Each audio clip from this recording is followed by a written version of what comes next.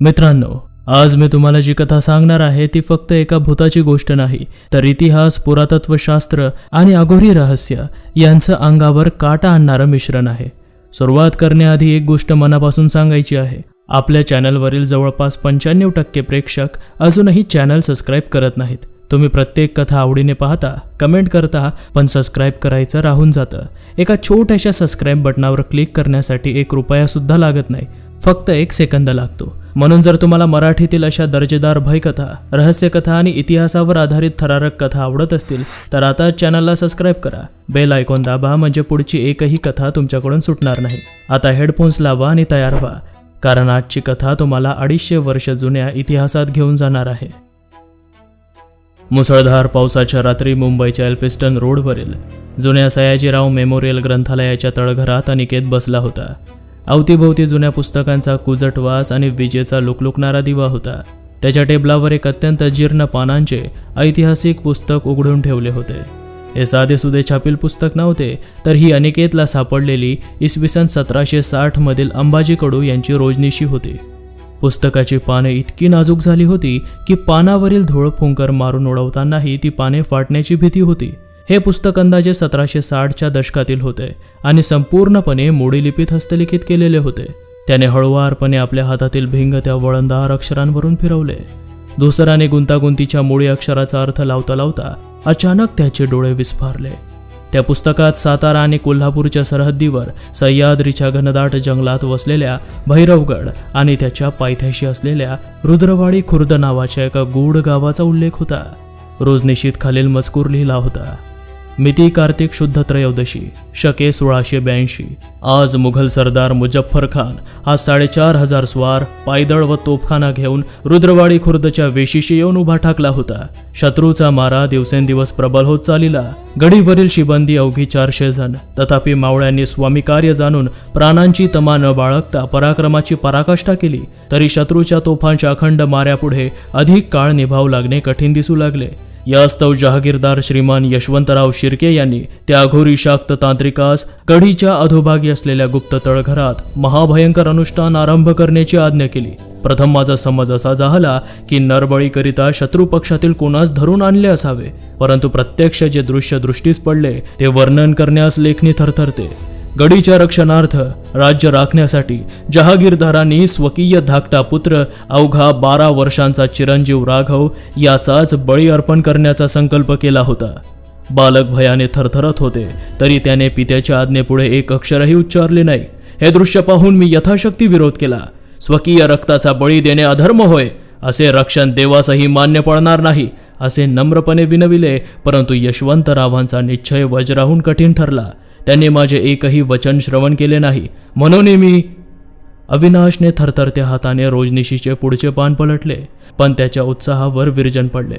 पुढची 4-5 पाने पुस्तकातून अत्यंत क्रूरपणे फाडून काढलेली होती. केवळ पानांचे फाटलेले तुकडे आणि त्यावर वाळलेल्या रक्ताचे काळे पडलेले डाग शिल्लक होते. पाने गहाळ आहेत. अविनाश स्वतःशीच पुटपुटला. त्याचे हृदय वेगाने धडधडू लागले. नेमके मुघल सैनिकांच्या कत्तलीनंतर आणि त्या 400 मावळ्यांच्या आत्मसमर्पणानंतर काय घडले हे लिहिलेली पाने गायब होती. त्या शापित भुयारातून बाहेर पडण्याचा काही मार्ग अंबाजी कडू यांनी लिहिला होता का, की विधी थांबवण्याचा काही गुप्त मंत्र पुढे होता? त्या लढाईत पुढे काय झाले? या सर्व प्रश्नांची उत्तरे त्या फाटलेल्या पानांसोबत नष्ट झाली होती. पण त्या पानाच्या शेवटी एक विशिष्ट जागेचे नाव लिहिलेले होते. ते पाहून अविनाशच्या कपाळावर घाम फुटला. तिथे लिहिले होते, रुद्रवाडी खुर्द, तालुका संगमेश्वर, जिल्हा रत्नागिरी. याचा अर्थ ती काळभैरवगड ही काल्पनिक नव्हती, तर कोकणातील एका दुर्गम भागात आजही अस्तित्वात होती. पाने गहाळ असण्यामागे नक्कीच काहीतरी गूढ रहस्य होते. कदाचित कोणीतरी या इतिहासाचा माग काढत या हस्तलिखितापर्यंत आले होते आणि त्यांनीच ही रोजनिशीची पाने फाडून नष्ट केली होती अथवा सोबत नेली होती, जेणेकरून गढीचे सत्य जगासमोर येऊ नये. किंवा ते काही शोधत तर नव्हते ना? पण का? असं नेमकं काय रहस्य होतं जे दडवलं गेलं होतं? अविनाशने ती डायरी आणि कॅमेरा बॅगेत भरला. त्याला कळून चुकले होते की गहाळ झालेल्या पानांचे रहस्य आणि त्या भयानक विधीचे वास्तव व त्या घटनेची सखोल माहिती केवळ एकाच ठिकाणी मिळू शकते, अर्थात त्या काळभैरव गढीमध्ये. पण या भयंकर चक्रात अडकण्यापूर्वी, अगदी 1 महिन्यापूर्वी, अविनाशचे आयुष्य पूर्णपणे वेगळे होते. अविनाश हा मुंबई विद्यापीठात प्राचीन भारतीय इतिहास आणि पुरातत्वशास्त्राचा म्हणजेच आर्किओलॉजीच्या शेवटच्या वर्षाचा विद्यार्थी होता. त्याचे वैयक्तिक आयुष्य अत्यंत गरिबीत चालले होते. मूळचा मराठवाड्यातील एका छोट्या गावातील असलेला अविनाश मुंबईत एका छोट्याशा खोलीत 4 मित्रांसोबत भाड्याने राहत होता. वडिलांचे छत्र लहानपणीच हरपल्यामुळे आईने शेतमजुरी करून त्याला शिकवले होते. मुंबईत राहण्याचा आणि शिक्षणाचा खर्च भागवण्यासाठी अविनाश रात्री एका कॉल सेंटरमध्ये पार्ट टाइम नोकरी करायचा आणि दिवसा कॉलेज करायचा. अनेकदा पैशांच्या अभावामुळे त्याला दिवसातून फक्त 1 वेळ जेवून राहावे लागायचे. पण गरिबीने त्याच्या खिशाला मर्यादा घातल्या असल्या तरी त्याच्या बुद्धिमत्तेला कोणतीही सीमा नव्हती. अविनाश हा त्याच्या बॅचमधील सर्वात हुशार आणि तल्लख बुद्धीचा विद्यार्थी मानला जायचा. विशेषतः मोडी लिपी आणि ब्राह्मी लिपी वाचण्यात त्याचा हात कोणीही धरू शकत नव्हता. प्राध्यापकही जुनी कागदपत्रे उकलण्यासाठी अनेकदा अविनाशची मदत घ्यायचे. त्याचे प्राच्य विद्येचे ज्ञान इतके अफाट होते की जुन्या नाण्यांचा किंवा शिलालेखांचा आकार पाहून तो त्यांचा काळ अचूक सांगू शकायचा. अविनाशच्या या अफाट बुद्धिमत्तेची चुणूक संपूर्ण विद्यापीठाने एका वर्षापूर्वीच पाहिली होती. महाराष्ट्र सरकारच्या पुरातत्व विभागाला रायगड आणि सिंधुदुर्गच्या सरहद्दीवरील एका जुन्या भुईकोट किल्ल्याच्या डागडुजी दरम्यान तांब्याची काही पत्रे म्हणजेच ताम्रपट सापडली होती. अनेक मोठ्या संशोधकांनी आणि इतिहासकारांनी त्यावर कोरलेली भाषा उकलण्याचा प्रयत्न केला, पण त्यावरील मोडी अक्षरे इतकी गुंतागुंतीची आणि पुसट होती की कुणालाही त्याचा अर्थ लावता आला नाही. अखेर अविनाशच्या प्राध्यापकांनी ती कागदपत्रे त्याच्याकडे सुपूर्द केली. अविनाशने सलग 3 रात्री न झोपता केवळ एका भिंगाच्या आणि मेणबत्तीच्या प्रकाशात त्या अक्षरांचा अभ्यास केला. रासायनिक प्रक्रियेमुळे काळी पडलेली ती अक्षरे म्हणजे प्रत्यक्षात 17व्या शतकातील मराठा आरमाराचे प्रमुख कान्होजी आगरे यांच्या काळातील एक गुप्त खलिता होता. अविनाशने केवळ तो खलिता फक्त वाचलाच नाही, तर त्या काळी अरबी समुद्रात होणाऱ्या चाच्यांच्या हल्ल्यापासून वाचण्यासाठी कुठला गुप्त सागरी मार्ग वापरला जायचा याचे अचूक नकाशे शोधून दिले. या शोधामुळे पुरातत्व विभागाला इतिहास संशोधनात एक मोठी मदत झाली होती. त्या एका घटनेमुळे प्राध्यापकांच्या नजरेत अविनाशचे स्थान खूप उंचावले होते. पण केवळ कोरडा इतिहासच नाही, तर इतिहासाच्या आडून येणाऱ्या एका गडद रहस्यमय बाजूचा अनुभवही अविनाशला झाला होता. अशी एक घटना त्याच्यापुढे आली होती जिचा कोणताही अधिकृत सरकारी तपास नव्हता, तर एका जुन्या जहागीरदार घराण्याने वैयक्तिकरित्या अविनाशकडे सोपवलेले हे एक गुप्त काम होते. 6 महिन्यापूर्वीची गोष्ट. साताऱ्यातील फलटणजवळ असलेल्या एका जुन्या देशमुख वाड्याच्या रिनोव्हेशनचे काम सुरू होते. तिथल्या एका बंद भिंतीच्या मागे मोडी लिपीतील काही गुप्त करार आणि एक जुनी कुलूपबंद तांब्याची छोटी पेटी सापडली होती. ती पेटी बाहेर काढल्यापासून त्या वाड्यात काम करणाऱ्या मजुरांना विचित्र अनुभव येऊ लागले होते. 2 मजूर अचानक वेडे झाले, तर वाड्याच्या मालकाला रात्रीच्या वेळी खोलीत साकळ्या ओढल्याचे आणि जुन्या घुंगरांचे आवाज ऐकू यायचे. अनेक मांत्रिक आणि बाबांनी तिथे येऊन प्रयत्न केले, पण भीती कमी झाली नाही. अखेर त्या सुशिक्षित मालकाने अंधश्रद्धा बाजूस ठेवून कागदपत्रांचा अभ्यास करण्यासाठी महाविद्यालयाच्या शिफारशीवरून अविनाशला बोलावले. अविनाश तिथे पोहोचला तेव्हा वाड्यात एक भयानक शांतता होती. त्याने रात्रीच्या वेळी त्या सापडलेल्या मोडी पत्रांचा बारकाईने अभ्यास केला. तो कोणताही खजिना नव्हता, तर 1780च्या दशकातील एका नर्तकीचा तो वाड्यातच केलेला जिवंत दफनविधीचा क्रूर दस्तऐवज होता. घराण्याच्या अब्रूसाठी त्यावेळच्या पाटलांनी तिला जिवंत भिंतीत चिनले होते. पेटीवर काही अघोरी अक्षरे कोरलेली होती, जी एका विशिष्ट बंधनाचा भाग होती. अविनाशने आपल्या तल्लख बुद्धीचा वापर करून त्या मोडी पत्रातील शेवटचे शब्द अभ्यासले. त्या अस्वस्थ आत्म्यास मुक्ती प्राप्त होणे हे तिचे चरणी असलेले घुंगरू श्री गंगाजलामध्ये विधिपूर्वक विसर्जित झाल्या वाचून संभवत नाही. अविनाशने भीतीवर ताबा मिळवत स्वतः त्या पेटीतील जुने घुंगरू बाहेर काढले. त्या रात्री त्याला वाड्याच्या ओसरीत एका स्त्रीची सावलीही स्पष्ट दिसली होती आणि तिच्या पैंजणांचा आवाज त्याच्या कानापाशी घुमला होता. पण अविनाश डगमगला नाही. त्याने शास्त्रोक्त पद्धतीने त्या दस्तऐवजाची सत्यता सिद्ध केली आणि ते घुंगरू गंगा नदीत विसर्जित करायला लावले. त्यानंतर तो वाडा कायमचा शांत झाला. त्या एका घटनेने अविनाशला समजावून दिले होते की इतिहासात जितका प्रकाश आहे तितकाच काही ठिकाणी भयानक काळोखही दडलेला आहे. त्याने त्यावेळी एका अतृप्त आत्म्याला शांत केले होते, त्यामुळे त्याचा आत्मविश्वासही वाढला होता. पण ती केवळ एक असहाय्य नर्तकीची कथा होती. आता समोर असलेले आव्हान पूर्णपणे वेगळे आणि अकराळ विक्राळ होते. इथे 4500 मुघल सैनिकांचे रक्त पिऊन उन्मत्त झालेली तांत्रिक शक्ती होती. 400 प्रेत सैनिक होते आणि एका 12 वर्षाच्या निष्पाप मुलाचा, राघवचा क्रूर बळी होता. परळच्या डेपोतून सुटलेली ती रत्नागिरी एसटी बस आता महाडच्या पुढे कशेडी घाटाच्या अंधाऱ्या वळणावर पोहोचली होती. खिडकीबाहेर विजा कडाडल्या आणि बसच्या चालकाने अचानक जोरात ब्रेक दाबला. बस रस्त्याच्या मधोमध थांबली. ब्रेकचा तीव्र आवाज आणि प्रवाशांचे ओरडणे यामुळे बसमधील शांतता भंग पावली. अविनाशने भानावर येत खिडकीबाहेर पाहिले. वाहकाने जोरात आवाज दिला, रुद्रवाडी खुर्द फाटा, कोणी आहे का उतरणार? अविनाशने आपली बॅग घट्ट पकडली आणि तो बसमधून खाली उतरला. त्याच्या पावलांनी जमिनीला स्पर्श करताच बसचे दरवाजे धाडकन बंद झाले आणि ती लालपरी मागच्या बाजूला धुराचा लोट सोडत अंधारात दिसेनाशी झाली. संध्याकाळची वेळ होती, पण मुसळधार पाऊस आणि काळ्याकुट्ट ढगांमुळे रात्रीचे 8 वाजल्यासारखा गडद काळोख पसरला होता. विजांच्या कडकडाटात समोरचे दृश्य क्षणभर उजळून निघायचे आणि पुन्हा अंधारात बुडून जायचे. अविनाशने आजूबाजूला पाहिले. मुख्य डांबरी रस्ता तिथे संपला होता. तिथून पुढे जंगलाच्या दिशेने जाणारी एक अरुंद कच्ची पाऊलवाट दिसत होती. चिखलाने माखलेली ही पाऊलवाट थेट समोरील घनदाट काटवण जंगलात शिरत होती. तिथे कुठलाही फलक नव्हता, कुठलाही दिवा नव्हता. तो त्या पाऊलवाटेने रुद्रवाडी खुर्द गावाच्या दिशेने चालू लागला. चिखलात त्याचे पाय रुतत होते. जसा जसा तो पुढे जात होता तसे तसं त्याला जाणवू लागलं की हे गाव फक्त भौगोलिकदृष्ट्या दुर्गम नव्हते, तर ते काळाच्या खूप मागे गेले होते. आधुनिक जगाची कोणतीही खुंती ते नव्हती. ना विजेचे खांब होते, ना पक्की घरे, ना मोबाईलचे नेटवर्कचे सगळे बार गायब झालेले होते. विजेच्या प्रकाशात त्याला दूरवर गावाची पहिली झलक दिसली. मातीची पडकी घरे, छतावर टाकलेले कौल आणि जुन्या पद्धतीची कुंपणे पाहून त्याला असे वाटत होते की कोणीतरी थेट 1700 ते 1800च्या दशकातील एखादा जिवंत देखावा इथे आणून ठेवला आहे. गावात कुठेही प्रगतीचा लवलेश नव्हता. संपूर्ण गाव एका गूढ आदिम शांततेत बुडालेले होते. केवळ पावसाचा आवाज आणि अधूनमधून जंगलातून येणारे घुबडांचे आवाज त्या शांततेला छेदत होते. अविनाश चिखलाने माखलेल्या पाऊलवाटाने पुढे सरकत गावाच्या मध्यभागी पोहोचला. तिथे त्याला एक मोठा दुमजली दगडाचा वळा दिसला, ज्याच्या ओसरीत एक कंदील लुकलुकत होता. चौकशीअंती त्याला समजलं की ते गावचे सरपंच आनंदा पाटील यांचे घर आहे. अविनाशने ओसरीत पाऊल ठेवले आणि दारावर थाप मारली. काही क्षणातच एक वृद्ध, करड्या पांढऱ्या दाढीचे आणि चेहऱ्यावर अनेक सुरकुते असलेले गृहस्थ बाहेर आले. त्यांनी अंगावर घोंगडी पंघरली होती. त्यांच्या हातातील कंदिलाचा प्रकाश अविनाशच्या चेहऱ्यावर पडला. कोण पाहिजे, आणि तेही अशा अवेळी? सरपंचांनी संशयी नजरेने विचारले. अविनाशने मनातल्या मनात स्वतःला सावरले. त्याला माहीत होते की जर रोजनिशीचा उल्लेख केला तर गावकरी त्याला त्याच क्षणी हाकलून लावतील किंवा संशयाने त्याच्यावर हल्ला करतील. तो इथे कोणालाही न सांगता, विद्यापीठाची किंवा पुरातत्व विभागाची कोणतीही अधिकृत परवानगी न घेता अगदी गुपचूप आणि बेकायदेशीररित्या आला होता.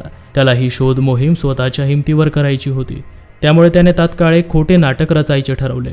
तो आपले ओले झालेले ID कार्ड दाखवत म्हणाला, रामराम सरपंच, माझे नाव अविनाश. मी मुंबईच्या पुरातत्व विभागातून आलेलो आहे. शासनातर्फे या भागात लवकरच ऐतिहासिक वास्तूंच्या जतनासाठी शोध मोहीम राबवली जाणार आहे. त्याचाच एक सर्वे म्हणून विभागाने मला आधी इथल्या गडीची पाहणी करण्यासाठी पाठवले आहे. अविनाशने अतिशय आत्मविश्वासाने हे खोटे सांगितले. पुरातत्व विभाग आणि शासन हे शब्द ऐकून सरपंचांच्या चेहऱ्यावरील संशय थोडा कमी झाला, पण त्यांच्या डोळ्यातील भीती आणि अस्वस्थता मात्र दुप्पट झाली. त्यांनी कंदील एका खुंटीला टांगला आणि एक दीर्घ श्वास घेतला. शासनाला आता 250 वर्षांनंतर या गडीची आठवण झाली वय. सरपंच गंभीर आवाजात पुटपुटले. अविनाश बाबू, तुम्ही सरकारी माणसं आहात म्हणून सांगतो. तुमची ती पूर्व तपासणी उद्या दिवसा काय करायची ती करा, पण आजची रात्र आमच्या घरातच गपगुमान पडून राहा. रात्रीच्या वेळी त्या गडीच्या वाटेला जाणं म्हणजे मृत्यूला आमंत्रण देणं आहे. अविनाशने विचारलं, का सरपंच? त्या गडीत नक्की काय आहे? सरपंचांनी खिडकीबाहेर पसरलेल्या त्या गडद अंधाराकडे पाहिलं, जिथे विजांच्या प्रकाशात काळभैरव गडीचे बुरुज एखाद्या भुताटकीसारखे चमकत होते. रात्रीच्या वेळी तिथे तलवारी खणखणतात आणि घोड्यांच्या टापांचा आवाज येतो. आजवर जो तिथं रात्री गेला तो परत आलाच नाहीये. तो त्या रात्री सरपंचांच्या घरी थांबला. सरपंचांच्या पत्नीने त्याला चुलीवर बनवलेले अस्सल कोकणी पद्धतीचे जेवण दिले. गरमागरम तांदळाची भाकरी, झणझणीत पिठलं, खमंग लसूण चटणी आणि सोलकढी. शहरातल्या हॉटेलपेक्षा या जेवणाची चव अप्रतिम होती. पण अविनाशच्या घशाखाली घास उतरत नव्हता. त्याचे डोके गढीच्या विचारांनी चक्रावून गेले होते. तो ह्या गावी का आला होता? तांदळाच्या भाकरीचा घास तोंडात टाकताच त्याला जेवण करताना आठवले की कॉलेजमध्येच कोणीतरी ही बातमी फोडली होती की इतिहास विभागाच्या मुख्य तिजोरीत एक जुनं हस्तलिखित आणलं आहे आणि त्यात गुप्तधन ठेवलंय हे लिहिलंय. डिपार्टमेंटच्या कॅन्टीनमध्ये 2 प्राध्यापक अत्यंत गुप्तपणे याबद्दल बोलत होते, जे अविनाशने चुकून ऐकले होते. त्यानंतर त्याने गपचूप लायब्ररीच्या तळघरात प्रवेश मिळवून ते पुस्तक वाचले होते. पण त्याचा मुख्य हेतू फक्त शोध लावणे हा नव्हता. त्यामागे त्याची विदारक गरिबी आणि त्यातून बाहेर पडण्याची त्याची प्रचंड धडपड होती. तो हा धोकादायक प्रयत्न फक्त स्वतःचे आणि आपल्या म्हाताऱ्या आईचे नशीब बदलण्यासाठी करणार होता. कारण आजवर एवढं मोठं काम करूनही, प्राच्यविद्येच्या एवढ्या कठीण दस्तऐवजांची उकल देऊनही त्याला शासनाने कागदी सर्टिफिकेट सोडून काहीही दिलं नव्हतं. या कागदी प्रमाणपत्रांनी त्याच्या घरातली गरिबी मिटत नव्हती की आईच्या हातावरचे शेतमजुरीचे फोड कमी होत नव्हते. त्याला व्यवस्थेचा राग आला होता. कौतुकाची थाप आणि सरकारी कागदांचे तुकडे पोट भरत नाहीत हे त्याने अनुभवले होते. म्हणूनच कायद्याची पर्वा न करता, कोणालाही न सांगता तो ह्या गुप्तधनाच्या शोधात रुद्रवाडी खुर्दला आला होता. काय झालं अविनाश बाबू, जेवण आवडलं नाही का? सरपंचांच्या आवाजाने अविनाशच्या विचारांची शृंखला तुटली. नाही सरपंच, जेवण खूप छान आहे, जरा प्रवासाचा थकवा आहे, अविनाशने भाकरीचा घास घेत खोटे हसून सांगितले. जेवण झाल्यावर सरपंचांनी ओसरीत एक मोठा कंदील लावला. बाहेर पाऊस थोडा मंदावला होता, पण विजांचा कडकडाट आणि बेडकांचे ओरडणे सुरूच होते. कंदिलाच्या पिवळसर लुकलुकत्या दिव्याच्या प्रकाशात सरपंचांनी 2 विडे बनवले. एक विडा अविनाशला देत त्यांनी एक दीर्घ श्वास घेतला. त्यांच्या सुरकुतलेल्या चेहऱ्यावर कंदिलाच्या प्रकाशात भयान सावल्या तरंगू लागल्या. अविनाश बाबू, तुम्ही पुस्तकातला इतिहास शोधायला आलाय, सरपंच अत्यंत गंभीर दबलेल्या आवाजात बोलू लागले. पण या रुद्रवाडी खुर्दने या 20व्या-21व्या शतकात जे भोगलंय ते कोणत्याही पुस्तकात नाही. ती गडी फक्त पेशवे काळाची इमारत नाही, ती आजही जिवंत माणसांचे बळी घेते. अविनाश पुढे सरकून बसला. त्याने विचारले, नक्की काय घडलं होतं सरपंच? आजपासून 15 वर्षांपूर्वीची गोष्ट आहे. सरपंच कंदिलाच्या ज्योतीकडे एकटक पाहत सांगू लागले. 2011 साल होतं. गुजरातमधून 3 तरुण सोन्याचे व्यापारी या भागात फिरत होते. कुठून तरी त्यांना या गडीच्या गुप्तधनाचा सुगावा लागला होता. त्यांनी आमच्या गावातल्या एका पैलवान पोराला म्हणजेच नामदेवला सोबत घेतलं. त्यालाही जर धन सापडलं तर त्याचा एक भाग त्यांनी त्याला देण्याचे कबूल केले, कारण नामदेवला गडीचा कानाकोपरा माहिती होता. त्याला हेही माहीत होतं की गडीमध्ये आजवर अनेक लोक मेलेली आढळली होती, पण पैशाच्या लोभापायी त्यांनी ह्या गोष्टींकडे लक्षच दिलं नाही. एका अमावस्येच्या रात्री ते चौघे गडीत शिरले. सरपंच थांबले. त्यांनी पानाची एक पिचकारी बाजूला थुंकली. त्यांचा आवाज आता भीतीने कापत होता. रात्री ठीक 2:30 वाजता संपूर्ण गाव झोपेत असताना अचानक गडीच्या दिशेने तोफा चालल्यासारखे प्रचंड आवाज झाले. घोड्यांच्या टापांचा आणि शेकडो माणसांच्या ओरडण्याचा आवाज थेट गावातल्या घराघरापर्यंत येत होता. जणू गडीवर खूप मोठं युद्ध सुरू होतं. आम्ही घाबरून दाराची कावाडे लावून घेतली.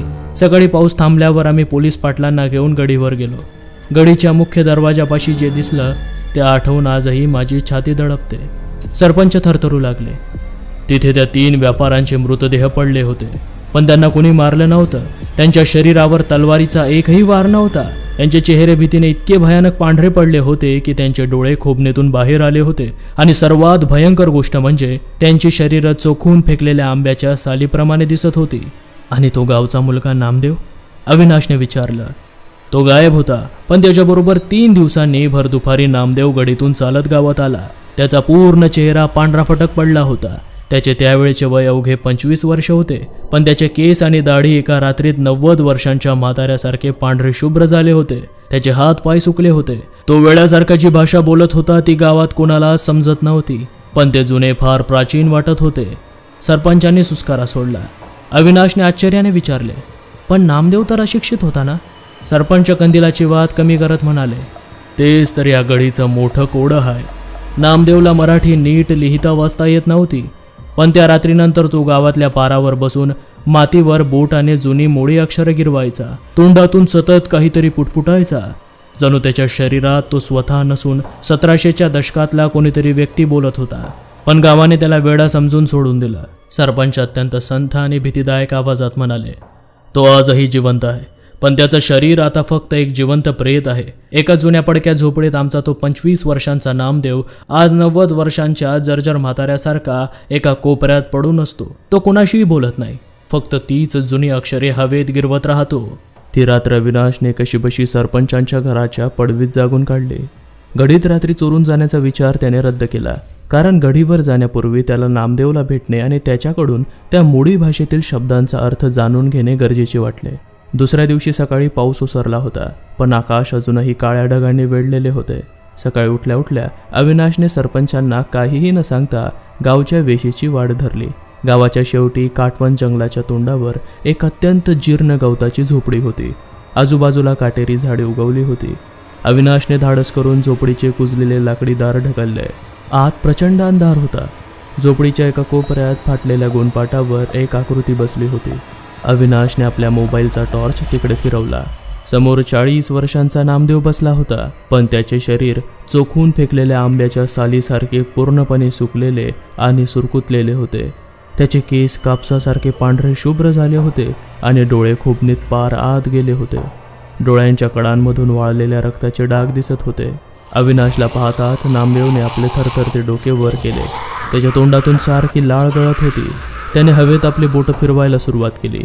तो हवेत जुन्या मोडी लिपीतील अक्षरे अत्यंत वेगाने गिरवत होता आणि अत्यंत अस्पष्ट जड आवाजात 1700च्या दशकातील शुद्ध पेशवेकालीन मराठीत बोलू लागला. अहो ऐकावे, ते केवळ सुवर्ण नव्हे, तो साक्षात काळभैरवाचा क्रूर कोप आहे. जहागीरदार शिर्क्यांनी या मातीत अफाट धन गाळले खरे, पण त्या धनाभोवती माणसाचे नव्हे तर एका अमानुष अनाम शक्तीचे कडेकोट पहारे बसवले आहेत. ते अदृश्य आणि अज्ञात शक्ती या खजिन्याचे रक्षण करत आहे. मुघल सैन्य गडीत शिरले, पण त्या शक्तीने त्यांच्या रक्ताने गडीच्या भिंती न्हाऊ घातल्या. नामदेवचा श्वास अधिकच वेगवान झाला. त्याच्या गळ्यातून घरघर असा आवाज येऊ लागला. त्या अज्ञात शक्तीला ना तलवारीचे भय आहे ना माणसाच्या बुद्धीचे. तिचा एकच नियम आहे, जो कोणी या गडीच्या सुवर्णाला स्पर्श करेल त्याच्या शरीरातील रक्ताचा शेवटचा थेंबही ती शक्ती शोषून घेईल आणि त्याचे ते शरीर चोखून फेकलेल्या आंब्याच्या सालीसारखे करून त्याला याच गढीचा पिढ्यानपिढ्या गुलाम बनवेल. 400 मावळ्यांचे आत्मे आजही त्या अज्ञात शक्तीच्या प्रभावाखाली भरडले जात आहेत. तो तांब्याचा कलश म्हणजेच त्या शक्तीचे मूळ आहे. हे बोलताना नामदेवच्या डोळ्यातून अश्रू वाहू लागले. त्याने अचानक हवेत बोट फिरवणे थांबवले. त्याचे ते रक्तासारखे लाल डोळे थेट अविनाशच्या डोळ्यांवर स्थिरावले. झोपडीतील हवा एका क्षणात बर्फासारखी थंड झाली. त्याने अमानुष ताकदीने अविनाशचा हात पकडला. त्याची नखे अविनाशच्या त्वचेत रुतली. तो ओरडला, अविनाश, तू अंबाजी कडूची रोजनिशी वाचून फार मोठी चूक केलीस. त्या अज्ञात शक्तीला तुझा सुगावा लागलाय. अजूनही वेळ आहे. तू या रुद्रवाडीला सोडून जा. परत येऊ नकोस. पळून जा. पळून जा. अविनाशने जीवाच्या आकांताने स्वतःचा हात सोडवून घेतला आणि तो त्या भयानक झोपडीतून बाहेर पळाला. बाहेर दिवसाचा उजेड होता, पण तरीही वातावरण धुसर आणि भयानक वाटत होते. नामदेवच्या शब्दांनी त्याच्या तल्लक बुद्धीला हादरवून सोडले होते. ती अज्ञात शक्ती आणि तांब्याचा कलश हेच या संपूर्ण कोड्याचे उत्तर होते. जर त्याला जिवंत राहायचे असेल तर त्याला त्या काळभैरव गढीवर जाऊन त्या अज्ञात शक्तीचा सामना करून तो तांब्याचा कलश शोधावाच लागणार होता. तो परतला तेव्हा सरपंच आनंदा पाटील ओसरीत त्याचीच वाट बघत बसले होते. अहो, एवढ्या सकाळी कुठे गेला होतात? त्यांनी विचारलं. काही नाही, रोज सकाळी चालण्याची सवय आहे. म्हटलं तेवढाच व्यायाम होईल आणि गावदर्शन सुद्धा. अविनाश हसत म्हटला. त्यांनी आतून त्यांच्या पत्नीला आवाज दिला. काही वेळातच त्यांच्या पत्नीने कडक आल्याचा गरम चहा आणून दिला. गरमागरम चहाचा एक एक घोट घेताना अविनाशला थोडे बरे वाटले. त्याने आपल्या चेहऱ्यावरची भीती पूर्णपणे लपवून ठेवली होती. नामदेवच्या झोपडीतील तो थरार अनुभवून त्याचे मन हादरले होते, पण त्याची बुद्धी आता खऱ्या संशोधकाप्रमाणे विचार करू लागली होती. भीतीवर मात करत त्याने ठरवले की आता मागे हटायचे नाही, या रहस्याच्या मुळाशी पोहोचायचेच. गरमागरम चहाचा एक एक घोट घेताना अविनाशला थोडे बरे वाटत होते. शरीरातील थरथराट कमी झाला आणि डोक्यातील विचारांना एक नवी दिशा मिळाली. चहाचा कप संपवून अविनाशने सरपंचांना गडीवर जाण्याचा आपला इरादा सांगितला. दुपारच्या सुमारास आकाश ढगाळलेले असताना ते दोघे काळभैरव गडीच्या दिशेने निघाले. गडीच्या चढणीवर चढताना आजूबाजूला दाट झाडी आणि सह्याद्रीचे काळे पाषाण दिसत होते. अविनाश शांतपणे सरपंचांच्या मागे चालत होता. सरपंच, या गडीबद्दल थोडी माहिती सांगा ना, अविनाश म्हटला. अविनाश बाबू, तुम्ही पुस्तकात जे वाचलंय तो फक्त वरवरचा इतिहास आहे. सरपंचांनी चालता चालता बोलायला सुरुवात केली. पण या रुद्रवाडी खुर्दच्या गडीचा एक असा इतिहास आहे जो कोणत्याच छापील पुस्तकात किंवा मोडी दस्तऐवजात नाहीये. हा इतिहास पिढ्यानपिढ्या मौखिक रूपात माझ्या वडिलांनी मला आणि त्यांच्या वडिलांनी त्यांना सांगितला होता. अविनाश उत्सुकतेने ऐकू लागला. सरपंच गडीच्या पहिल्या बुरुजापाशी थांबले आणि खाली पसरलेल्या दरीकडे पाहत म्हणाले, 1750च्या दशकात जेव्हा श्रीमंत नानासाहेब पेशवे पुण्याच्या शनिवार वाड्यावरून कारभार पाहत होते, तेव्हा सुवर्णरेखा नदीच्या खोऱ्यात मुघल आणि निजामाने प्रचंड धुमाकूळ घातला होता. याच काळात जहागीरदार यशवंतराव शिर्के यांनी या गढीत छत्रपती शाहू महाराजांच्या काळातील जुना राजकोष आणि जहागिरीचे अफाट सुवर्ण लपवलेले होते. पण खरी गुम वेगळीच होती. सरपंचांचा आवाज आता अधिकच रहस्यमय झाला. लोकांना वाटतं की मुघल सैन्याने फक्त धन लुटण्यासाठी रुद्रवाडीवर आक्रमण केलं होतं, पण माझ्या आजोबांनी सांगितलं की मुघल सरदार मुझफ्फर खान हा दिल्लीच्या बादशहाच्या हुकुमाने एका विशिष्ट अघोरी वस्तूच्या शोधात आला होता. त्याला त्या गुप्त खजिन्याशी काही देणे घेणे नव्हते, त्याला फक्त एक वस्तू हवी होती. ती वस्तू म्हणजे देवगिरीच्या यादवांचा तो शापित तांब्याचा कलश. अविनाशचे डोळे विस्फारले. यादवांचा कलश? होय, सरपंच म्हणाले. 1294 मध्ये जेव्हा अल्लाउद्दीन खिलजीने देवगिरीच्या रामचंद्रदेव यादवांवर चाल केली, तेव्हा यादवांच्या कुलगुरूंनी एक गुप्त विधी करून मुघलांचा पराभव करण्यासाठी काळभैरवाची अघोरी शक्ती त्या तांब्याच्या कलशात बांधून ठेवली होती. पण घात झाला. आपलेच गद्दार निघाले आणि ही बातमी खिलजीला समजली. खिलजीने गुप्तहेरांमार्फत तो कलश उचलण्याचा खूप प्रयत्न केला, पण यादवांनी कसे तरी सर्व आक्रमण रोखले. इतकंच काय तर खिलजीच्या समूळ नायनाटासाठी रामचंद्रदेव यांनी विधीसाठी तो कलश काढला, पण झालेल्या फितुरीमुळे त्यांना तो कलश वापरता आला नाही आणि तो गुप्तच राहिला. मधला इतिहास कोणाला माहीत नाही, पण पुढे तो कलश शिर्के घराण्याच्या हाती लागला. जेव्हा शिर्के फक्त 400 सैनिकांसह गडीवर होते, तेव्हा त्यांच्यावर 4500 मुघलांचा वेढा पडला होता. तेव्हा त्यांनी याच कलशातील ती अज्ञात यादव शक्ती मुक्त केली. सरपंचांनी गडीच्या मुख्य प्रवेशद्वाराकडे बोट दाखवले, जिथे दगडात एक प्राचीन त्रिशूळ कोरलेले होते. विधी करताना अट अशी होती की कलशातील शक्तीला वापरण्यासाठी स्वतःच्याच वंशातील नव्या रक्ताचा म्हणजेच लहान मुलाचा बळी द्यावा लागेल, तरच ती शांत राहील. आलेले संकट बघून शिर्क्यांनी आपल्या धाकट्या मुलाचा म्हणजेच राघवचा बळी दिला आणि त्या 400 सैनिकांना त्या शक्तीने आपल्या ताब्यात घेऊन मुघलांची कत्तल केली. पण विधी अर्धवट राहिला, कारण विधी संपण्यापूर्वीच अंबाजी कडू तो कलश गडीच्या भुयारात लपवून पळून गेला. अविनाश आश्चर्याने थक्क झाला, कारण सरपंचांनी सांगितलेला हा मौखिक इतिहास थेट त्या रोजनिशीच्या गहाळ पानांना जोडत होता. तितक्यात अविनाशच्या मनात आणखी एक प्रश्न चमकून गेला. सरपंच, पण ही शक्ती नेमकी काम कशी करते? 400 सैनिकांना तिने आपल्या ताब्यात घेतलं म्हणजे त्यांच्या शरीरात काय होतं? सरपंचांनी एक दीर्घ श्वास घेतला. त्यांच्या चेहऱ्यावर भीती स्पष्ट दिसत होती. अविनाश, ती शक्ती कोणत्याही एका शरीरात राहत नाही, ती प्रत्येक सैनिकाच्या शरीरात स्वतंत्रपणे प्रवेश करते. म्हणजे समज तिथे एक सैनिक असेल तर ती शक्ती एकाच शरीरात उतरेल, पण जर 100 सैनिक असतील तर 100ही शरीरात एकाच वेळी तिचा अंश जागृत होईल. 1000 सैनिक असतील तर 1000ही शरीरं तिची माध्यम बनतील. अविनाशच्या अंगावर काटा आला. म्हणजे प्रत्येक सैनिक दैत्य बनतो, किंवा म्हणू शकतोस त्याहूनही भयानक, प्रत्येक सैनिक स्वतःमध्ये एक युद्धदेव बनतो. सरपंचांचा आवाज गंभीर झाला. त्याला न वेदना जाणवतात, ना भीती, ना दया.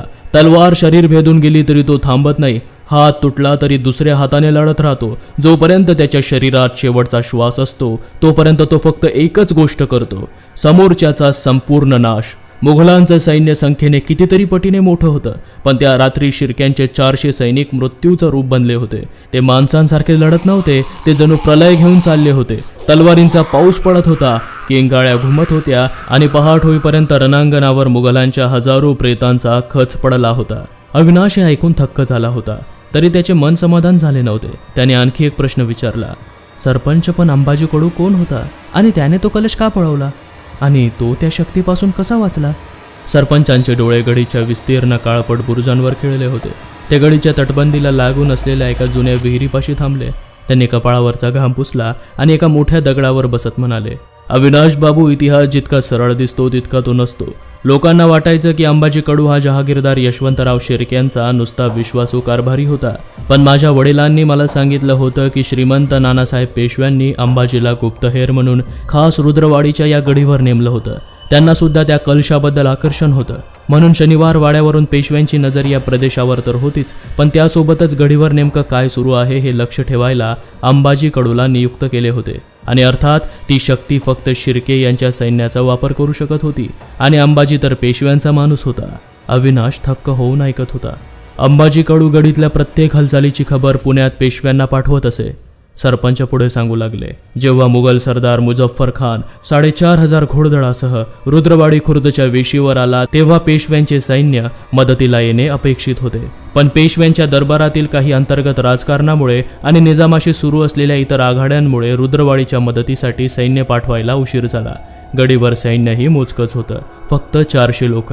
जेव्हा अंबाजीला समजलं की पेशव्यांकडून मदत वेळेवर येणार नाही आणि हे 400 मावळे मारले जाणार आहेत, तसेच तो अघोरी कलश सुद्धा हातचा जाईल, तेव्हा त्याने यशवंतरावांना तो कलश तिथून हलवण्याची विनंती केली. पण यशवंतराव जमवलेल्या संपत्ती आणि सत्तेसाठी एवढे जास्त आसक्त झाले होते की त्यांनी तो निर्णय घेतला जो निर्णय घ्यायला कधीतरी यादवांचा हातही थरथरला होता, अर्थात त्या अघोरी कलशाचा प्रयोग.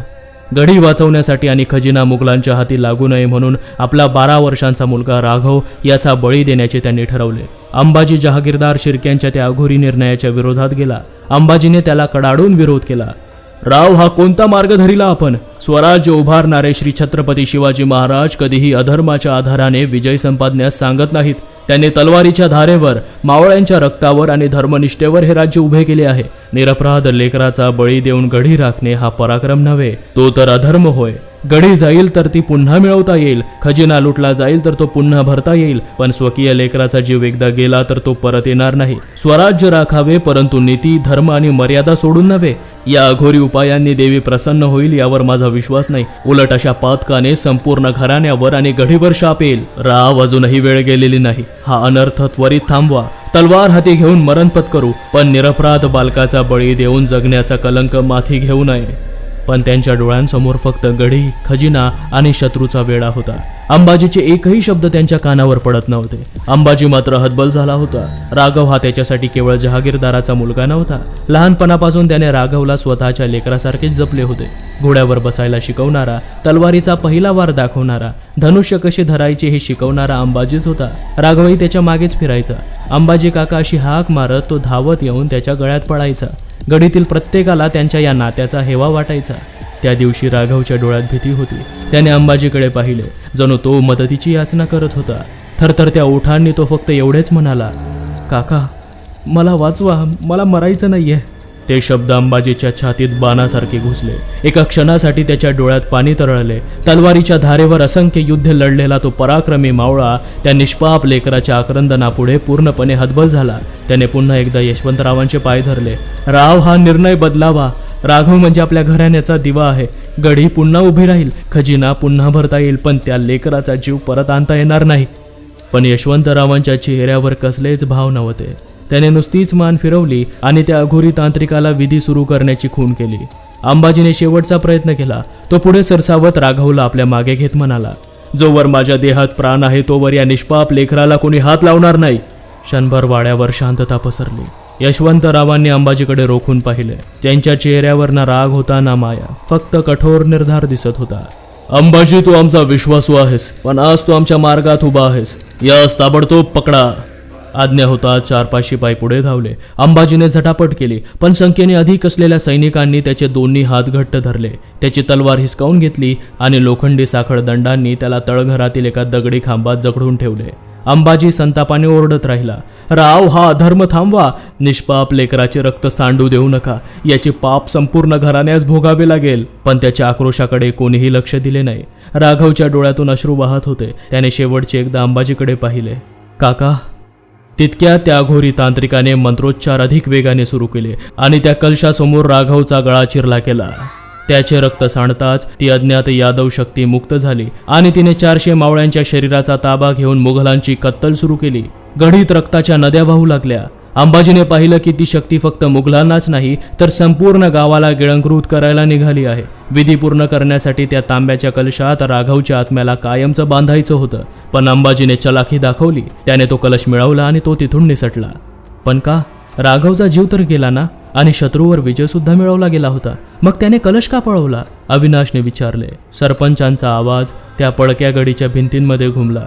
त्यांनी आपले हात विहिरीच्या दगडावर टेकवले, कारण त्यामागचं कारण खूप भयंकर आहे. अंबाजीला ठाऊक होतं की त्या कलशात एकदा आत्मा अडकला की त्याला कधीच मुक्ती मिळत नाही. जणू तो त्या अघोरी शक्तीचा गुलाम होऊन वर्षानुवर्षे तिथेच अडकून पडतो. तो आत्मा कधीच परलोकात जाऊ शकत नाही की त्याचा पुनर्जन्म होऊ शकत नाही. तो अनंत काळासाठी त्या छायेत जळत राहतो.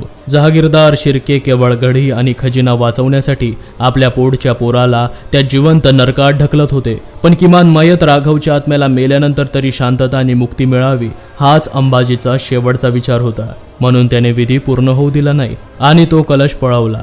सरपंचांच्या या शब्दांनी अविनाशच्या मनात एक प्रचंड खळबळ उडवून दिली. इतिहास संशोधनात त्याला अनेक क्रूर राजे आणि युद्धांचे दस्तऐवज सापडले होते, पण एका 12 वर्षांच्या मुलाला अनंत काळाच्या गुलामगिरीतून वाचवण्यासाठी एका गुप्तहेराने स्वतःचा जीव पणाला लावला होता, हा त्या कोणत्याही पुस्तकात नोंदवला गेला नव्हता. अविनाशने टॉर्चचा प्रकाश खाली उतरणाऱ्या पायऱ्यांवर टाकत विचारले, अंबाजीने कलश पळून विधी अपूर्ण ठेवला, मग राघवचा आत्मा कलशात अडकण्यापासून वाचला का? सरपंचांनी नकारार्थी मांडव लावली. अंबाजीने कलश पळवला खरा, पण तो गडीच्या बाहेर घेऊन जाऊ शकला नाही. विधी अर्ध्यावर थांबल्यामुळे राघवचा आत्मा ना पूर्ण मुक्त झाला, ना कलशात पूर्णपणे कैद झाला. तो त्या भुयाराच्या अंधारात गडीच्या वेशीवर त्रिशंकूसारखा लटकून राहिलाय. ती अज्ञात यादव शक्ती राघवच्या आत्म्याचा सतत छळ करते, कारण तो कलश रिकामाच आहे. जोपर्यंत त्या कलशात रक्ताचा किंवा मुक्तीचा शेवटचा विधी पूर्ण होत नाही, तोपर्यंत राघवचा हा वनवास संपणार नाही. सरपंचांच्या या शब्दांनी अविनाशच्या अंगावर काटा आला, पण त्याची गरिबी आणि आजवर शासनाने कागदी प्रमाणपत्रांशिवाय त्याला काहीच न दिल्याची चीड त्याच्या भीतीपेक्षा मोठी ठरली. त्याला या चक्रातून सुटायचे होते आणि आपले नशीबही बदलायचे होते. अविनाश बाबू, माझी हिंमत आता इथेच संपते. सरपंच गडीच्या मुख्य प्रवेशद्वारापाशी थांबत थरथरत्या आवाजात म्हणाले, माझ्या वाडवडिलांनी मला गडीत जाण्याचा रस्ता सांगितला होता, तो मी तुम्हाला सांगतो. या दरवाजातून आत गेल्यावर डाव्या बाजूला एक पडकी भिंत दिसेल. त्या भिंतीच्या खालून एक अरुंद चोरवाट थेट मुख्य भुयारात उतरते. तिथेच काळभैरवाची मूर्ती आहे आणि तो तांब्याचा कलशही तिथेच कुठेतरी ठेवलेला आहे असं म्हणतात. पण मी आत येऊ शकत नाही. तुम्ही मला हवं तर भित्रा म्हणा, पण मी इथल्या भयानक गोष्टींचे परिणाम माझ्या डोळ्यांनी बघितले आहेत, त्यामुळे मला माफ करा. आता तुम्हाला काय तो सर्वे करायचा आहे तो एकटाच करावा लागेल. पण एक सांगतो, संध्याकाळ होण्याच्या आत गडी बाहेर या, कारण उशीर झाला तर उद्याचा दिवस तुमच्यासाठी उजाडणार नाही. एवढं बोलून सरपंच तिथून निघून गेले. अविनाश तिथेच गडीच्या त्या प्रचंड काळ्या कभिन्न पाषाणाच्या दरवाजासमोर पूर्णपणे एकटा उभा राहिला. सह्याद्रीच्या काठवण जंगलातून येणारा थंड दमट वारा त्याच्या चेहऱ्यावर आदळत होता, जणू त्याला मागे फिरण्याचा इशारा देत होता. सरपंचांची ती घाबरलेली अवस्था आणि चेहऱ्यावरील भीती पाहून एका क्षणासाठी अविनाशच्या मनातही धाकधूक झाली. त्याच्या छातीत धडधडू लागले, पाय जमिनीला खिळले. पण दुसऱ्याच क्षणी त्याच्या मनात एका बाजूला मृत्यूची भीती असतानाही दुसऱ्या बाजूला मात्र त्याच्या विदारक गरिबीचे चित्र उभे राहिले. त्याला आठवले ते शेवटचे भाड्याचे 200 रुपये जे त्याच्या खिशात उरले होते. त्याला आठवला आईचा तो सुकलेला चेहरा, जी अजूनही साताऱ्याच्या दुष्काळी भागात शेतात मजुरी करत होती. त्याला आठवला सिस्टीमबद्दलचा तो प्रचंड राग, ज्याने आजवर त्याच्या हुशारीला फक्त कागदी प्रमाणपत्रांचे तुकडे दिले होते, पण पोट भरायला 1 रुपयाही दिला नव्हता. त्याच्या मनाची स्थिती आता एका अत्यंत टोकाच्या मानसिक संघर्षात अडकली होती. एका बाजूला अमानुष शक्ती आणि मृत्यूचे उघडलेले दार होते, तर दुसऱ्या बाजूला गरिबीचा तोच नरक जो तो रोज जगत होता. पण आता त्याच्या मनात भीतीपेक्षा गरिबीची चीड आणि स्वतःचे दिवस बदलवण्याची ती जिद्द जास्त प्रभावी ठरली. त्याला फक्त आणि फक्त तो खजिना हवा होता, जेणेकरून त्याची ही गरिबी कायमची मिटेल. कारण कौतुकाची थाप आणि सरकारी कागदांचे तुकडे पोट भरत नाहीत हे त्याने अनुभवले होते. जर मरणारच असू तर गरिबीत सडून मरण्यापेक्षा त्या गडीच्या पोटात इतिहास बनून मरू, पण आईला गरिबीतून बाहेर काढू, असा एक अत्यंत हिंमतवान पण तितकाच धोकादायक विचार त्याच्या डोक्यात पक्का झाला. अविनाशने आपल्या पाठीवरच्या बॅगेचा बेल्ट घट्ट रोवला, डोळ्यातील अश्रू पुसले आणि मोबाईलचा टॉर्च ऑन केला. पांढरा प्रकाश गडीच्या त्या काळोख्या भुयारी वाटेवर पडला. त्याने एक दीर्घ श्वास घेतला, स्वतःच्या मनाला खंबीर केले आणि सरपंचांनी सांगितलेल्या डाव्या बाजूच्या पडक्या भिंतीकडे तो वेगाने पाऊल टाकू लागला. चिखलाने माखलेली ती अरुंद चोरवाट सरळ जमिनीच्या पोटात जात होती. आत प्रचंड कुजट वास आणि वटवागळांच्या विष्ठेचा विचित्र वास येत होता. अविनाश जसा जसा खाली उतरत होता तशी तशी त्याच्या मनातील भीती पूर्णपणे विरून गेली. तिथे फक्त आता खजिन्याची लालसा उरली होती. त्याचे डोके घडीच्या विचारांनी आणि सोन्याच्या नाण्यांच्या चमचमाटाने पूर्णपणे चक्रावून गेले होते. आता त्या उबडधोबड पायऱ्या संपल्या आणि अविनाश त्या मुख्य गुप्त तळघरात पोहोचला. समोर काळभैरवाची तीच अवाढव्य भयानक पाषाणाची मूर्ती उभी होती. मूर्तीचे डोळे अंधारातही चमकत असल्यासारखे वाटत होते. अविनाशने थरथरत्या हाताने टॉर्चचा प्रकाश सर्वत्र फिरवला, पण त्याला तिथे फक्त मूर्ती दिसली, पण कलश मात्र कुठेही दिसला नाही. कलश कुठे गेला? सरपंचाने तर याच जागी सांगितला होता. अविनाश स्वतःशीच पुटपुटला. त्याचा श्वास वेगाने चालू झाला. सोन्याचा एकही कण तिथे दिसत नव्हता. पण अविनाश हा कोणताही सामान्य लोभी माणूस नव्हता. तो इतिहास आणि पुरातत्वशास्त्राचा तल्लख बुद्धीचा विद्यार्थी होता. त्याने डोळे मिटले आणि शांतपणे विचार केला. आपल्या गाढ अभ्यासाने त्याला हे जाणवलं की साहजिकच एवढी अमूल्य वस्तू अशीच बाहेर तर राहणार नाही. 1700च्या दशकातील झालेल्या त्या प्रचंड राजकीय उलाढालीनंतर अंबाजी यांनी जेव्हा तो कलश पळवला असेल आणि त्यांनी त्याला तेथील भुयारात लपवलाच असेल, तर खासच त्यांनी त्याला असं उघड्यावर ठेवला नसेल. तो मूर्तीच्या आणखी जवळ गेला. त्याने जमिनीवर आणि पाषाणाच्या भिंतीवर बारकाईने पाहणी सुरू केली. मोडी दस्तऐवजाच्या अभ्यासावरून त्याला माहीत होते की अशा गुप्त भुयारांमध्ये पाण्याचे मार्ग हेच गुप्त खोल्यांचे रस्ते असायचे. मूर्तीच्या पाठीमागे शोध घेतल्यावर त्याला एक छोटा पाण्याचा तलाव सापडला. तो पाण्याचा तलाव जमिनीपासून आत एका मोठ्या खडकात साचलेला होता. त्याचे पाणी काळेकुट्ट आणि संत होते. त्या पाण्यातून एक वेगळाच उग्र जुन्या रक्ताचा आणि शेवाळाचा वास येत होता. टॉर्चचा प्रकाश टाकला तरी त्या पाण्याचा तळ दिसत नव्हता. अविनाशने पाहिले की त्या तलावाच्या एका कोपऱ्यातून पाणी आत एका अरुंद खडकाच्या पोकळीत जात होते. खजिना आणि तो कलश या पाण्याच्या आतच लपलेला असावा. अविनाशच्या बुद्धीने अचूक वेध घेतला. गरिबी संपवण्याची त्याची जिद्द आणि खजिन्याची लालसा एवढी तीव्र होती की त्याने मागचा पुढचा कोणताही विचार केला नाही. त्याने आपली बॅग, मोबाईल एका कोरड्या दगडावर ठेवले. टॉर्च वॉटरप्रूफ होता, त्यामुळे त्याने टॉर्च उजव्या हातात धरला आणि त्या गोठवणाऱ्या थंड पाण्यात त्याने सूर मारला. पाण्याच्या आत प्रचंड काळोख होता. त्याने डोळे उघडले आणि अंदाजाने तो त्या अरुंद पाण्याच्या पोकळीतून पुढे पोहू लागला.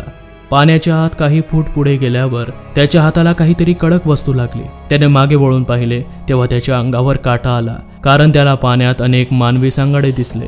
हे तेच लोक होते जे गुप्तधन शोधायला गेले होते आणि त्या अज्ञात शक्तीचे शिकार बनून याच पाण्याच्या कुंभात चढून गेले होते. सांगाड्यांच्या पेहरावावरून लक्षात येत होतं की ते सांगाडे फक्त एका विशिष्ट कालखंडापुरते मर्यादित नव्हते. ते वेगवेगळ्या काळातील होते. काहींच्या अंगावर जुन्या मराठी सैनिकांचे चिलखत आणि कमरेला गंजलेल्या तलवारी अडकलेल्या होत्या. काहींच्या अंगावर मुघलकालीन वस्त्रांचे अवशेष दिसत होते, तर काही सांगाड्यांच्या जवळ इंग्रजांच्या काळातील चामड्याचे बूट, तुटलेली बंदूक आणि गंजलेली धातूची बटणं पडलेली होती. इतकंच नाही तर काही सांगाड्यांजवळ आधुनिक काळातील टॉर्च, प्लास्टिकच्या पाण्याच्या बाटल्या, मोबाईलचे तुकडे आणि लोखंडी फावड्यांचे अवशेषही विखुरलेले होते.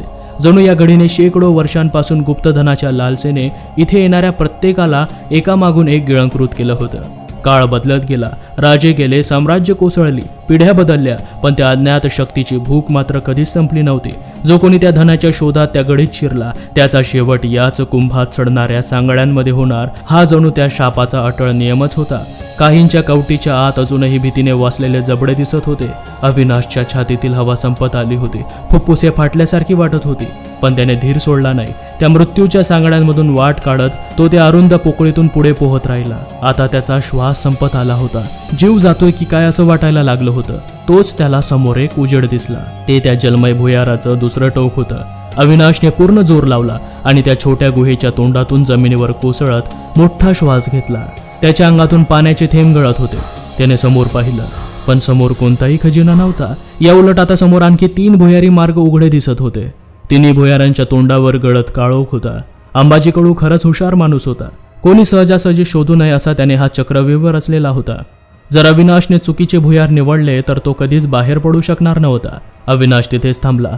तो काही चोर नव्हता किंवा धनाच्या लालसेपोटी कसलाही अभ्यास न करता आलेला हौशागौशा नव्हता. तो इतिहास आणि पुरातत्वशास्त्राचा तल्लख बुद्धीचा विद्यार्थी होता. त्याने घाबरून न जाता आपल्या मनाला शांत केले. त्याने तिन्ही भुयारांच्या तोंडाशी असलेल्या दगडी चौकटींचे बारकाईने निरीक्षण करायला सुरुवात केली.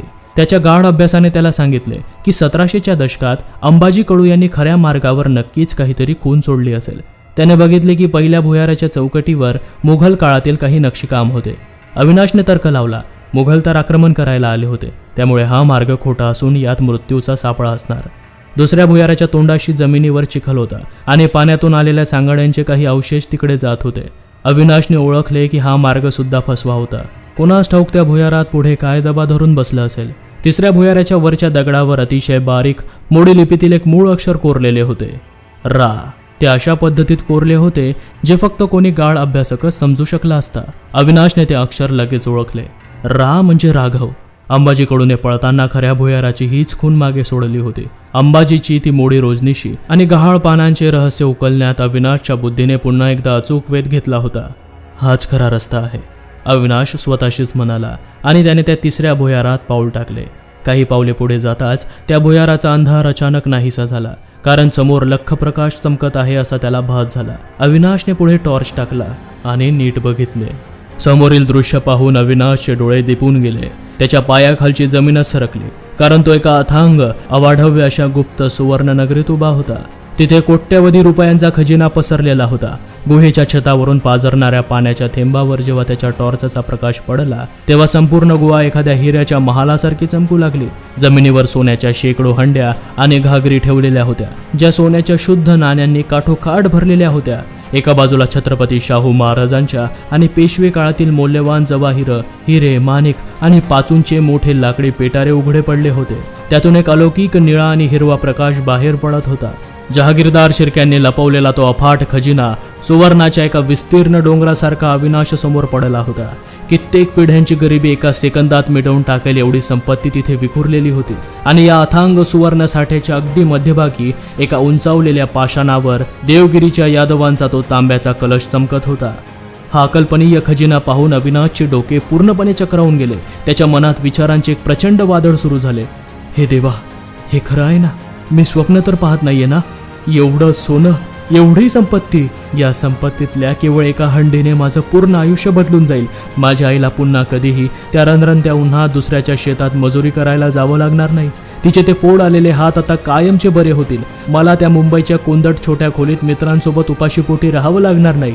मी शहरात स्वतःचं हक्काचं मोठं घर घेईल. ज्या सिस्टीमने आजवर माझ्या बुद्धीला फक्त कागदी सर्टिफिकेट देऊन वाऱ्यावर सोडलं, त्या सिस्टीमच्या तोंडावर मी हा पैसा फेकून मारीन. सर्वात महत्त्वाचं म्हणजे मला 2 वेळा जेवायला मिळेल. आनंदाने त्याच्या डोळ्यातून अश्रू वाहू लागले. गरिबीने दिलेल्या जखमांवर हा खजिना म्हणजे एक मलम होता. तो वेड्यासारखा पुढे सरसावला आणि त्याने सोन्याची नाणी आपल्या हातात घेतली. नाण्यांचा तो खणखणाट त्याच्या कानात संगीतासारखा घुमू लागला. पण तो सोन्याच्या पुढच्या ढिगाऱ्याला हात लावणार तितक्यात गुहेतील शांतता अचानक विरून गेली. हवेत पुन्हा तोच कुजट जुन्या रक्ताचा उग्रवास पसरला. गुहेच्या भिंतीवरून पाझरणारे पाणी एका क्षणात रक्तासारखे लाल झाले आणि त्या अफाट खजिन्याच्या मधोमध 12 वर्षांचा एक मुलगा उभा असलेला त्याला दिसला. तो राघव होता, ज्याचा बळी दिला गेला होता. त्याच्या गळ्यातील जखमेतून ताजे काळे रक्त वाहू लागले आणि त्याचे डोळे जळत्या कोळशासारखे लाल झाले. त्याच वेळी खजिन्याच्या मागच्या अंधारातून त्या 400 प्रेत सैनिकांच्या काळ्या सावल्या हातात पारदर्शक रक्ताने माखलेल्या तलवारी घेऊन बाहेर आल्या. त्यांनी अविनाशला चहूबाजूंनी वेढले. अविनाशच्या हातातील सोन्याची नाणी गळून पडली. खजिन्याचा तो चमचमाट आता मृत्यूच्या सापळ्यासारखा भासू लागला. त्याला कळून चुकले की येताना रस्त्यावर पाण्यात जे सांगाडे दिसले होते ते याच अमानुष शक्तीने मारले होते. त्या सांगाड्यांची ही अवस्था अशीच खजिन्याच्या लोभात झाली होती. आता त्याचीही तीच अवस्था होणार होती. त्याच्यावर 400 प्रेत सैनिकांच्या तलवारी रोखल्या गेल्या होत्या आणि राघवचा तो अकराळ विक्राळ चेहरा त्याच्या अगदी जवळ येत होता. भुयारातील हवा पूर्णपणे गोठली होती. अविनाशच्या शरीरातील ताकद संपत चालली होती. त्याचे हात पाय नामदेवसारखे सुकू लागले होते. त्याला समजले की तो आता मरणारच आहे. सुटण्याचा कोणताही मार्ग नाही. पण शेवटच्याच क्षणी मरणाच्या दारात उभा असतानाही अविनाशचा तो तल्लख मेंदू चालला. त्याने एक अत्यंत धाडसी आणि भावनिक डाव खेळायचे ठरवले. अंबाजी कडूच्या रोजनिशीतील ते शब्द त्याला आठवले. राघव अंबाजीला वडिलांसारखा, काकांसारखा मानत असे. अविनाशने आपले डोळे घट्ट मिटले. आपले काळजातील संपूर्ण भीती बाजूला सारली आणि तो पूर्ण ताकदीने ओरडला, राघव, थांब! ओळखलं नाहीस मला? मी तुझा अंबाजी काका. तुला या नरकातून वाचवायला आलोय रे. अविनाशचा तो भावनिक आणि आर्त आवाज संपूर्ण भुयारात प्रतिध्वनित झाला. तो आवाज ऐकताच गढीतल्या त्या 400 प्रेत सैनिकांच्या तलवारी हवेतच थबकल्या. संपूर्ण भुयारातील तो अमानुष वारा एका सेकंदात शांत झाला. हवेत तरंगणारा राघव एकदम स्तब्ध झाला. त्याच्या चेहऱ्यावरील तो अकराळ विक्राळ आणि भयानक भाव हळूहळू वितळू लागला. त्या जळत्या लाल डोळ्यांमधील क्रूरता कमी झाली आणि तिथे 250 वर्षांपूर्वीच्या एका 12 वर्षांच्या निरागस मुलाचे अश्रू दाटून आले. अंबाजी काका? राघवचा आवाज आता लहान मुलासारखा थरथरू लागला. तुम्ही परत आलात? तुम्ही मला सोडून का गेला होतात काका? बाबांनी माझं रक्त काढलं. मला खूप लागलं होतं काका. मला या अंधाराची खूप भीती वाटते. राघव रडू लागला. त्याच्या त्या भावनिक साधेचा अविनाशने चपळाईने वापर केला. तो हळूहळू पुढे सरकला, जणू तो खरोखरच त्याचा काका आहे. हो बाळा, मी तुला सोडून गेलो नव्हतो. मी या तांब्याच्या कलशात तुझा आत्मा कायमचा अडकू नये, तुला मुक्ती मिळावी म्हणूनच तो कलश घेऊन पळालो होतो. तुझा अंबाजी काका तुला या छायेतून मुक्त करायला परत आलाय. अविनाशचे हे भावनिक शब्द ऐकताच हवेत तरंगणाऱ्या राघवच्या आत्म्याची थरथराट क्षणभर थांबली. त्याचे ते जळते लाल डोळे संभ्रमाने विझू लागले आणि त्या जागी एका लहान मुलाची अगतिकता दिसू लागली. अंबाजी काका, मला इथून जायचंय हो, पण मी हलू शकत नाही. ती भयानक यादव शक्ती माझ्या आत्म्याला या तांब्याच्या कलशाशी घट्ट बांधून ठेवून छळत आहे. मला वाचवा काका. राघवचा आर्त आवाज भुयारात घुमला आणि त्याच क्षणी काळभैरवाच्या मूर्तीच्या मागून ती अज्ञात अघोरी शक्ती एका काळपट अकराळ विक्राळ सावलीच्या रूपात उसळली. 400 प्रेत सैनिकांच्या तलवारी अविनाशच्या दिशेने वेगाने फिरू लागल्या. मृत्यू अगदी समोर येऊन ठेपला होता, पण अविनाशची गरिबी मिटवण्याची जिद्द आणि राघवला मुक्त करण्याचा निर्धार आता टोकाला पोहोचला होता. त्याने मागे पुढे कशाचाही विचार केला नाही. तो तांब्याचा कलशच त्या संपूर्ण शापाचे आणि शक्तीचे उगमस्थान होता. अविनाशने जीवाच्या आकांताने झेप घेतली आणि भुयाराचा एक जड दगड दोन्ही हातांनी घट्ट पकडला. त्याने पूर्ण ताकदीनिशी दगडाचा पहिला प्रहार त्या प्राचीन तांब्याच्या कलशावर केला. कलश थोडा टिचला आणि त्यातून एक भयानक अमानुष किंकाळीचा आवाज आला. 400 प्रेत सैनिक अविनाशला चिरडण्यासाठी पुढे सरसावले, पण अविनाश थांबला नाही. त्याने आपल्या आयुष्यातील गरिबीचा संपूर्ण राग, आपल्या आईच्या कष्टाची चीड एकत्र करून दुसरा आणि तिसरा प्रचंड प्रहार केला. तांब्याचा तो शापित कलश मध्यभागी पुरता फुटला आणि त्याचे तुकडे तुकडे होऊन जमिनीवर विखुरले. कलश फुटताच त्यातून साखळदंडाचे तुटण्याचे आवाज आले आणि एक काळा जळणारा धूर हवेत प्रचंड वेगाने चक्रावून फिरू लागला. ती अज्ञात यादव शक्ती कलशाचे बंधन तुटल्यामुळे जागेवरच जळून खाक झाले आणि हवेत विरून गेले. त्या शक्तीचा अंत होताच हल्ला करायला आलेले 400 प्रेत सैनिक आणि त्यांच्या तलवारी क्षणार्धात धुरासारख्या नाहीशा झाल्या. 250 वर्षापासून चालत आलेला तो रक्तरंजित पहारा कायमचा संपला. भुयारातील तो कुजलेला रक्ताचा उग्रवास क्षणात संपला आणि संपूर्ण गढीवर पसरलेले 250 वर्षांचे काळे सावट दूर झाले. अविनाशने समोर पाहिले. राघवच्या गळ्यातील ती भयानक रक्ताळलेली जखम गायब झाली होती. त्याचा तो काळपट पडलेला चेहरा आता एक अत्यंत निष्पाप आणि तेजस्वी मुलासारखा चमकू लागला होता. त्याच्या चेहऱ्यावर एक गोड हसू उमटले. त्याने कृतज्ञतेने अविनाशकडे पाहिले, आपले लहान हात जोडले आणि अविनाशमुळे अनंत काळाच्या गुलामगिरीतून मुक्त झालेला त्याचा आत्मा एका शुभ्र प्रकाशाच्या किरणासारखा आकाशात विलीन झाला. गुहेच्या मध्यभागी तो कोट्यावधींचा अफाट खजिना, सोन्याच्या हंड्या आणि हिऱ्यांचे पेटारे आता पूर्णपणे शांत आणि सुरक्षित पडले होते. तिथे आता कोणताही शाप किंवा रक्षक उरला नव्हता. अविनाश चिखलात गुडघ्यावर बसला. त्याच्या अंगात त्राण उरले नव्हते, पण त्याच्या डोळ्यात एक वेगळीच चमक होती. ज्या गरिबीतून निघण्यासाठी त्याने हा मृत्यूचा खेळ खेळला होता, तिची चावी आता त्याच्या समोर होती. त्याने शांतपणे आपल्या बॅगेत सोन्याची काही अत्यंत मौल्यवान नाणी आणि मौल्यवान हिरे भरले. हे त्याच्या हक्काचे बक्षीस होते, जे त्याला आजवर या समाजाने आणि व्यवस्थेने कधीच दिले नव्हते. उर्वरित अफाट खजिना त्याने तसाच सोडून दिला, कारण इतिहास जिवंत माणसांच्या लोभापेक्षा मोठा असतो हे त्याला समजले होते. आणि दुसरी गोष्ट म्हणजे कधीही तो नंतर येऊन तो खजिना घेऊन जाऊ शकत होता. दुसऱ्या दिवशी सकाळी रुद्रवाडी खुर्द गावावर 250 वर्षांनंतर पहिली मुक्त, प्रकाशमान आणि आनंदी सकाळ उगवली होती. वेशीवरच्या झोपडीतील नामदेव आता शांतपणे झोपला होता. त्याच्या चेहऱ्यावरचे ते भयानक भाव कायमचे मिटले होते. त्यालाही मुक्ती मिळाली होती. अविनाश एसटी बसच्या खिडकीपाशी बसून मुंबईकडे परतत होता. खिडकी बाहेर आता कोवळे ऊन पडले होते. त्याच्या बॅगेत त्याचे आणि त्याच्या आईचे नशीब बदलणारे सुवर्ण होते. अचानक कंडक्टर आला आणि त्याने अविनाशला मुंबईचे तिकीट दिले आणि पैसे मागितले. अविनाश क्षणभर थांबला. त्याने खिशात हात टाकला. खिशात तेच 200 रुपये होते, जे त्याच्या गरिबीच्या काळातील त्याचा एकमेव साथीदार होते. मित्रांनो, धन्यवाद. तुम्ही शेवटपर्यंत व्हिडिओ बघितलात, पण प्लीज एकदा चेक करा की तुम्ही चॅनलला सबस्क्राईब तर केले आहे ना. जर नसेल केले तर नक्की सबस्क्राईब करा आणि बेल आयकॉनही दाबा, जेणेकरून माझा प्रत्येक व्हिडिओ तुम्हाला सगळ्यात आधी बघायला मिळेल. तसेच व्हिडिओ कसा वाटला हे कमेंट करून सांगत चला, म्हणजे मग मला कामाची पोचपावती मिळते आणि एक समाधानही वाटतं. भेटूया पुन्हा अशाच एका भयानक कथेत. धन्यवाद.